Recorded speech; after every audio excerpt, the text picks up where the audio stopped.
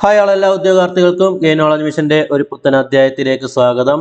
അപ്പോൾ നമ്മുടെ current affairs ഒക്കെ നമ്മൾ അപ്ഡേറ്റ് ചെയ്ത് വരികയാണ്. നമ്മുടെ പ്ലേലിസ്റ്റിൽ കറണ്ട് അഫയേഴ്സ് 2024 എന്ന് പറയുന്ന പ്ലേലിസ്റ്റിൽ ഡിസംബർ 26 വരെയുള്ള കുറച്ച് ആനുകാലിക സംഭവങ്ങൾ നമ്മൾ അപ്ഡേറ്റ് ചെയ്തിട്ടുണ്ടായിരുന്നു. നവംബർ 1 മുതലാണ് നമ്മളതിൽ അപ്ഡേറ്റ് ചെയ്യാൻ തുടങ്ങിയത്. ഡിസംബർ 26 വരെ അതിൽ നമ്മൾ അപ്ഡേറ്റ് ചെയ്തിട്ടുണ്ട്. ഓക്കെ, അപ്പോൾ ഇന്ന് നമ്മൾ നോക്കാൻ പോകുന്നത് ഡിസംബറിലെ ബാക്കി ദിവസങ്ങളിലാണ്. അതായത് ഇന്നത്തെ കറണ്ട് അഫയേഴ്സോട് കൂടി നമ്മുടെ ഈ 2024 കറണ്ട് അഫയേഴ്സ് ഇവിടെ അവസാനിക്കുകയാണ്. ഇന്ന് നോക്കുന്നത് ഡിസംബർ 27 മുതൽ 31 വരെയുള്ള പ്രധാനപ്പെട്ട സംഭവങ്ങൾ. ഓക്കെ, വളരെ കുറച്ച് പോയിന്റ്സ് ഉള്ളൂ, അതുകൊണ്ടാണ് 27 മുതൽ 31 വരെ ഒറ്റ വീഡിയോയിലാക്കി. ഓക്കെ, എല്ലാം കൂടി ഒരു 10-11 പോയിന്റ്സേ വരുന്നുള്ളൂ. ഓക്കെ, അപ്പോൾ നമുക്ക് ഓരോന്നായിട്ട് നോക്കാം. അതിനു മുമ്പായിട്ടൊരു കാര്യം, നമ്മുടെ കറണ്ട് അഫയേഴ്സ് 2024 എന്ന് പറയുന്ന പ്ലേലിസ്റ്റിൽ നവംബർ 1 മുതൽ നമ്മൾ അപ്ഡേറ്റ് ചെയ്തിട്ടുണ്ട്. അതായത് 2025-26 നടക്കാൻ പോകുന്ന സെക്രട്ടേറിയറ്റ് അസിസ്റ്റന്റ് ഉൾപ്പെടെയുള്ള ഏത് പരീക്ഷയ്ക്കും ഉപകാരപ്പെടുന്ന രീതിയിൽ സിലബസിനെ കോൺസെൻട്രേറ്റ് ചെയ്തിട്ടുള്ള കറണ്ട് അഫയേഴ്സുകളാണ് നമ്മളിതിൽ ഉൾപ്പെടുത്തിയിരിക്കുന്നത്. ഓക്കെ, അപ്പോൾ സിലബസ് അനുസരിച്ച് നമ്മൾ കറണ്ട് അഫയേഴ്സും നിങ്ങൾ ഡിഗ്രി ലെവൽ സിലബസ് ഒക്കെ നോക്കിയാൽ അറിയാം, അതിൽ ഓരോ പാഠഭാഗത്തിൻ്റെയും താഴെ അതുമായി ബന്ധപ്പെട്ട കറണ്ട് അഫയേഴ്സ് എന്ന് പ്രത്യേകം എടുത്ത് PSC പറഞ്ഞിട്ടുണ്ട്. ഓക്കെ, അപ്പോൾ അങ്ങനെയാണ് നമ്മൾ കറണ്ട് അഫയേഴ്സ് ഓരോ ദിവസവും നൽകി വരുന്നത്. കൃത്യമായി ഫോളോ ചെയ്യുക. എങ്ങനെ പോയാലും മിനിമം ഒരു 5 മാർക്കെങ്കിലും ഈ ഒരു മേഖലയിൽ നിന്ന് നിങ്ങൾക്ക് കിട്ടും.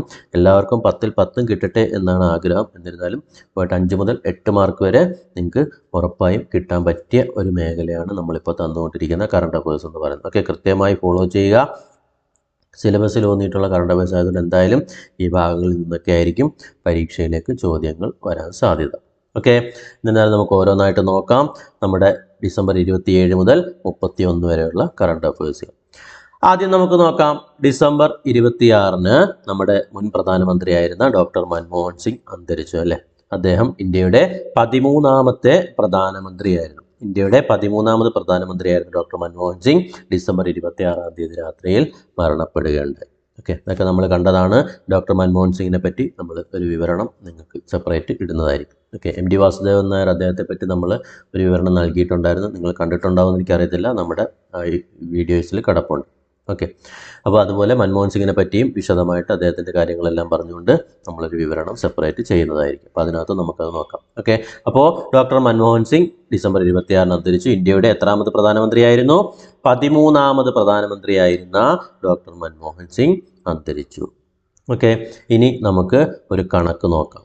രാജ്യത്ത് 2023-24 കാലയളവിൽ പ്രതിമാസ പ്രതിശീർഷ ചെലവ് മന്ത്ലി പെർ ക്യാപിറ്റ എക്സ്പെൻഡിച്ചർ ഇതിൽ ഗ്രാമപ്രദേശങ്ങളിൽ 9%, നഗരങ്ങളിൽ 8% വർധനയുണ്ടായി. സ്റ്റാറ്റിസ്റ്റിക്സ് മന്ത്രാലയം പുറത്തിറക്കിയ ഗാർഹിക ഉപഭോഗ ചെലവ് സർവേയിലാണ് ഈ ഒരു കാര്യം വ്യക്തമാക്കുന്നത്.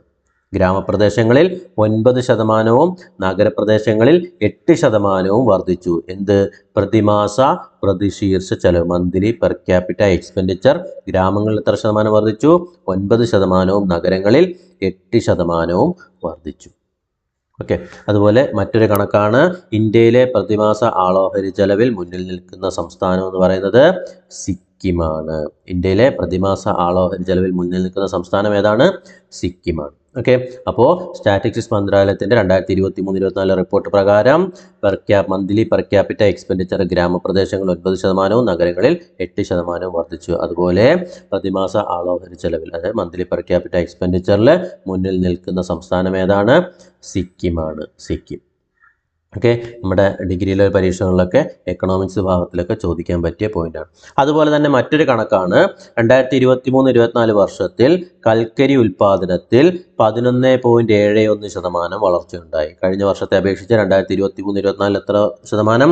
11.71% വളർച്ചയാണ് കൽക്കരി ഉൽപ്പാദനത്തിൽ ഉണ്ടായിരിക്കുന്നത്.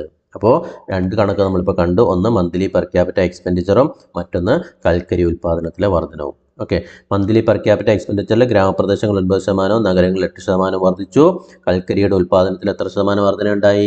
11.71% വർധനയുണ്ട്. ഇതൊക്കെ നോട്ട് ചെയ്തോണം. നമ്മുടെ സാമ്പത്തിക ശാസ്ത്ര മേഖലകളിൽ ചോദിക്കാൻ പറ്റിയ പോയിന്റുകളാണ്. ഓക്കെ, അതുപോലെ മറ്റൊരു പോയിന്റ് നോക്കാം. ഏറ്റവും കൂടുതൽ പ്രവാസി വോട്ടർമാരുള്ള സംസ്ഥാനം നമ്മുടെ കേരളമാണ്. അപ്പോൾ ഇന്ത്യയിൽ ഏറ്റവും കൂടുതൽ പ്രവാസി വോട്ടർമാരുള്ള സംസ്ഥാനം ഏതാണ്? കേരളമാണ്. ഇന്ത്യയിൽ ഏറ്റവും കൂടുതൽ പ്രവാസി വോട്ടർമാരുള്ള സംസ്ഥാനം ഏതാണ്? കേരളമാണ്. അതുപോലെ 78ാമത് സന്തോഷ് ട്രോഫി കിരീടം നേടിയിരിക്കുന്നത് വെസ്റ്റ് ബംഗാളാണ്. കേരളത്തെ തോൽപ്പിച്ചുകൊണ്ട് 78ാമത് സന്തോഷ് ട്രോഫി കിരീടം ആര് നേടി? വെസ്റ്റ് ബംഗാൾ നേടി. ഹൈദരാബാദ് നടന്ന ഫൈനലിൽ കേരളത്തെ പരാജയപ്പെടുത്തിക്കൊണ്ടാണ് പശ്ചിമ ബംഗാൾ 78ാമത് സന്തോഷ് ട്രോഫി കിരീടം നേടിയിരിക്കുന്നത്. അപ്പോൾ കായിക മേഖലയിൽ നിന്നുള്ളൊരു പോയിന്റായി 78ാമത് സന്തോഷ് ട്രോഫി കിരീടം നേടിയിരിക്കുന്ന ആരാണ്? വെസ്റ്റ് ബംഗാളാണ്.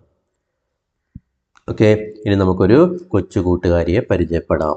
ലോകത്തിലെ 7 ഭൂഖണ്ഡങ്ങളിലുമുള്ള ഏറ്റവും ഉയരം കൂടിയ കൊടുമുടികൾ കീഴടക്കുന്ന ലോകത്തിലെ ഏറ്റവും പ്രായം കുറഞ്ഞ വനിതയായി ചരിത്രം കുറിച്ചിരിക്കുന്നത് നമ്മുടെ മുംബൈക്കാരിയായ കാമ്യ കാർത്തികേയൻ.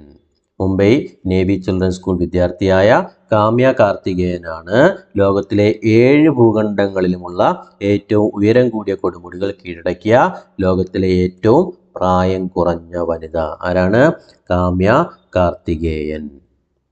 ഇപ്പോൾ അവസാനമായിട്ട് അന്റാർട്ടിക്കയിലെ വിൻസെൻ്റ് കൊടുമുടിയാണ് പുള്ളിക്കാരി പൂർത്തിയാക്കിയത്. 17 വയസ്സിലാണ് ഇത് പൂർത്തിയാക്കുന്നത്. ഓക്കെ, അപ്പോൾ 17 വയസ്സുകാരിയായ കാമ്യ കാർത്തികേയൻ ചരിത്രം സൃഷ്ടിച്ചിരിക്കുകയാണ്.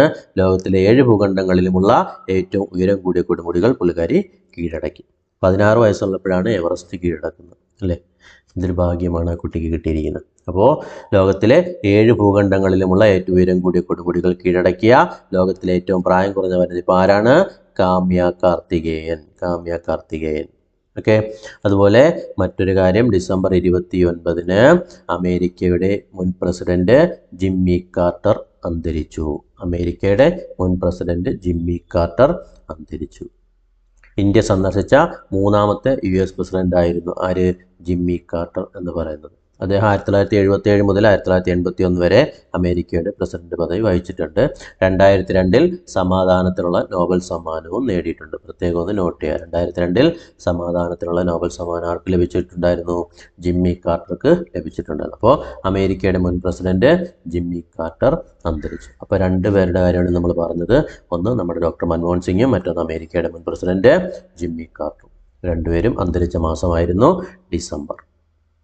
ഓക്കെ, ഇനി മറ്റൊരു point, world audio visual entertainment ഉച്ചകോടിക്ക് 2025-ൽ ആതിഥേയത്വം വഹിക്കുന്ന രാജ്യം ഇന്ത്യയാണ്. ഫെബ്രുവരി 5 മുതൽ 9 വരെ ന്യൂഡൽഹിയിലെ ഭാരത് മണ്ഡപത്തിലാണ് ഈ വേൾഡ് ഓഡിയോ വിഷ്വൽ എൻ്റർടൈൻമെൻറ്റ് ഉച്ചകോടി, വേവ്സ് എന്ന് പറയും. വേൾഡ് ഓഡിയോ വിഷ്വൽ എൻ്റർടൈൻമെൻറ്റ് ഉച്ചകോടി.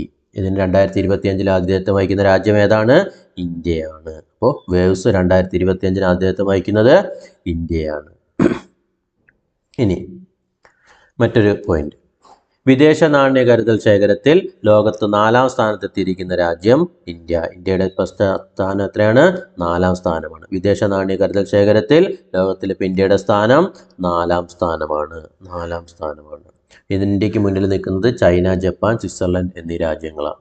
ഓക്കെ, അതിൽ ഇന്ത്യയാണ് ഇപ്പോൾ 4ാം സ്ഥാനത്ത് നിൽക്കുന്നത്. വിദേശ നാണ്യ കരുതൽ ശേഖരത്തിൽ ലോകത്തിൽ 4ാം സ്ഥാനത്ത് നിൽക്കുന്ന രാജ്യം ഇന്ത്യയാണ്. ഇന്ത്യക്ക് മുന്നിൽ ചൈന, ജപ്പാൻ, സ്വിറ്റ്സർലൻഡ് എന്നീ രാജ്യങ്ങളാണ് നിലവിലുള്ളത്.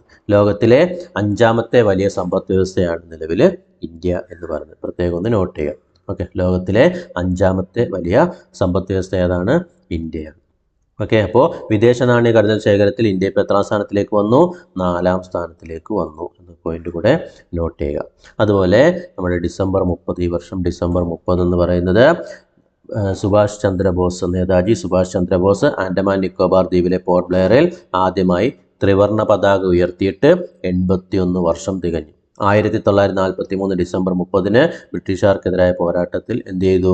അവിടെ പോർട്ട് ബ്ലെയറിൽ ഇന്ത്യയുടെ ത്രിവർണ്ണ പതാക ഉയർത്തിയിട്ടുണ്ടായിരുന്നു. ഓക്കെ, അപ്പോൾ ആൻഡമാൻ നിക്കോബാറിൽ നേതാജി ത്രിവർണ്ണ പതാക ഉയർത്തിയതെന്നാണ് 1943 ഡിസംബർ 30-നാണ്. നമ്മുടെ ഇന്ത്യ ചരിത്രത്തിൻ്റെ ഭാഗമാണ്, എന്നാലും ജസ്റ്റ് ഒന്ന് നോട്ട് ചെയ്തോളൂ. അതിൻ്റെ 81ാം വാർഷികമായിരുന്നു ഈ വർഷം ഡിസംബർ 30-ന് ആചരിച്ചത്. അതുപോലെ ISROയുടെ സ്പേഡെക്സ് ദൗത്യം ഡിസംബർ 30-ന് വിക്ഷേപിക്കുകയുണ്ടായി. സ്പേഡെക്സ് ദൗത്യത്തെ പറ്റി നമ്മൾ മുന്നേ ഒരു കറണ്ട് അഫയേഴ്സിൽ പറഞ്ഞിട്ടുള്ളതാണ്.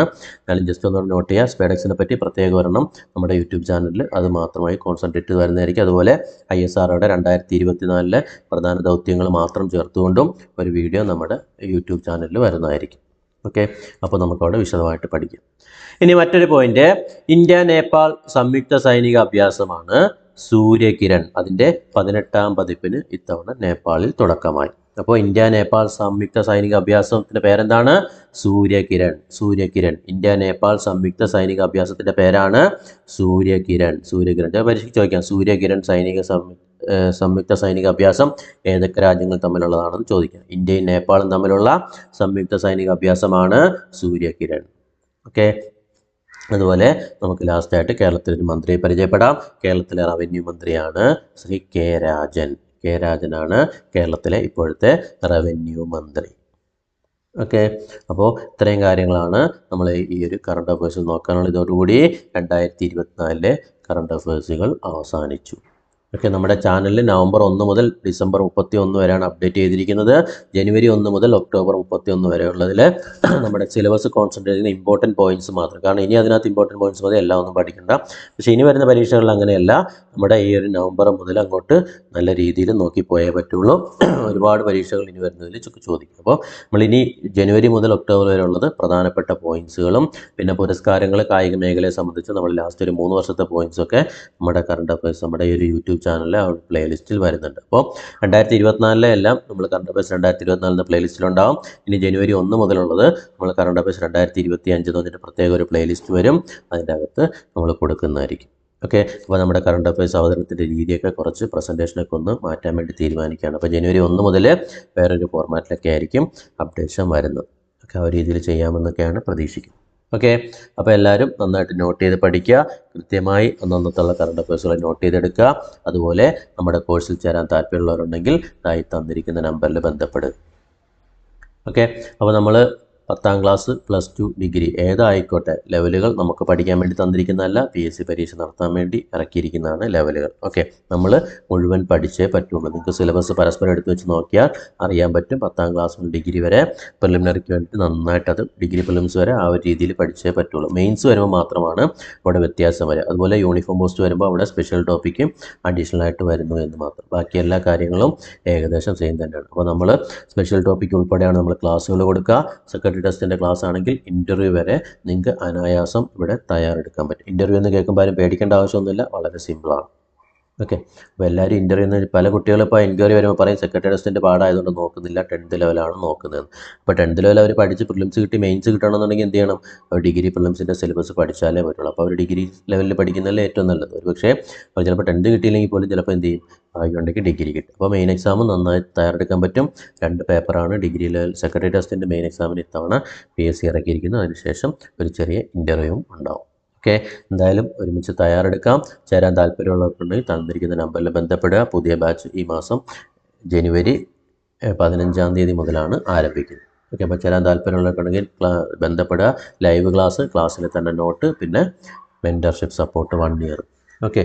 അപ്പോൾ ഒരുമിച്ച് പഠിക്കാം. ഫീസൊന്നും ഒരുമിച്ചൊന്നും അടയ്ക്കേണ്ട സംവിധാനമൊന്നുമില്ല, മന്ത്ലി ഫീസ് സംവിധാനമാണ്. ചേരാൻ താല്പര്യമുള്ളവരുണ്ടെങ്കിൽ ബന്ധപ്പെടുക. 20 മുതൽ 25 വരെയാണ് നമ്മൾ ഒരു ബാച്ചിലേക്ക് അഡ്മിഷന് വേണ്ടി പരിഗണിക്കുക. അപ്പോൾ ചേരാൻ താല്പര്യമുള്ളവരുണ്ടെങ്കിൽ തീർച്ചയായിട്ടും ഈ നമ്പറിൽ അറിയിക്കുക. അതുപോലെ ആദ്യമായി ചാനൽ കാണുന്നവരാണെങ്കിൽ സബ്സ്ക്രൈബ് ചെയ്യാനും മറക്കരുത്. വരും ദിവസങ്ങളിൽ കറണ്ട് അഫയേഴ്സുകളും പ്രീവിയസ് ക്വസ്റ്റ്യൻസും പിന്നെ ഇതൊക്കെ നമ്മുടെ ചാനലിലൂടെ ലഭ്യമാണ്. അതുപോലെ മോട്ടിവേഷണൽ കോട്ട്സ് എന്ന് പറഞ്ഞിട്ട് പറഞ്ഞ് ഇടുന്നുണ്ട്. അത് പഠിക്കുന്ന ഒരു ഉദ്യോഗാർത്ഥികളെ സംബന്ധിച്ചോളം അല്ലെങ്കിൽ നിങ്ങളുടെ ലൈഫിൽ വളരെ നിർണായകമായേക്കാവുന്ന കുറച്ച് പോയിന്റുകളാണ് അതിൽ പറഞ്ഞിരിക്കുന്നത്. താല്പര്യമുള്ളവരൊക്കെ ഉണ്ടെങ്കിൽ ആ മോട്ടിവേഷണൽ കോഴ്സ് അല്ലെങ്കിൽ സ്റ്റഡി ടിപ്സ് എന്നൊക്കെ പറഞ്ഞാണ് ഇടുന്നത്. ജസ്റ്റ് ഒന്ന് കണ്ടുപോവുക. ഓക്കെ. പ്രാവർത്തികമാക്കാൻ പറ്റുമെങ്കിൽ പ്രാവർത്തികമാക്കും. ഞാനൊരു ഉപദേശകനല്ല, എന്നിരുന്നാലും ജസ്റ്റ് പുറത്തുനിന്ന് ഷെയർ ചെയ്യാം എന്ന് കരുതി. ഓക്കെ. അപ്പോൾ നമുക്ക് മറ്റൊരു അധ്യായമായി വീണ്ടും കാണാം. Thank you.